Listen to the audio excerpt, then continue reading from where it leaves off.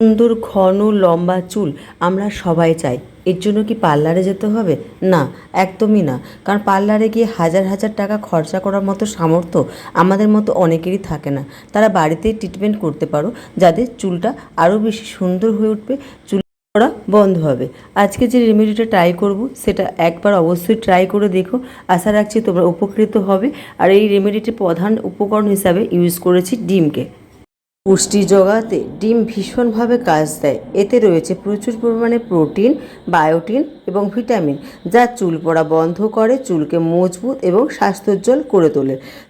যেসব বন্ধুদের হাতে একদম সময় কম কিন্তু তারা চায় চুলটা সুন্দর এবং সিল্কি থাকুক সব সময়, তাদের জন্য বলবো তোমরা সপ্তাহে একটা দিন এর সাদা অংশকে চুলের গোড়া থেকে ডগা পর্যন্ত ইউজ করো। এটা আধ ঘন্টা রেখে দেবার পর শ্যাম্পু করে নাও। এভাবে তোমরা সপ্তাহে 2 দিন করে টানা 1 মাস করো, দেখবে চুলটা সত্যিই সিল্কি এবং সুন্দর হয়ে উঠবে। এতে দিয়েছি আমি 1 চামচের মতো ক্যাস্টর অয়েল। ক্যাস্টর অয়েল চুলের বৃদ্ধি করতে, চুলের শুষ্কতা দূর করতে, চুলকে মজবুত করে তুলতে সাহায্য করে। এতে রয়েছে ফ্যাটি অ্যাসিড, যা স্ক্যাল্পের আর্দ্রতা ধরে রাখে, খুশকি কমায় এবং চুলের যে আগা ফোটার সমস্যা থাকে সেটাও দূর করতে পারে এই ক্যাস্টর অয়েল। সমস্ত উপকরণ খুব ভালো করে মিশিয়ে নিতে হবে।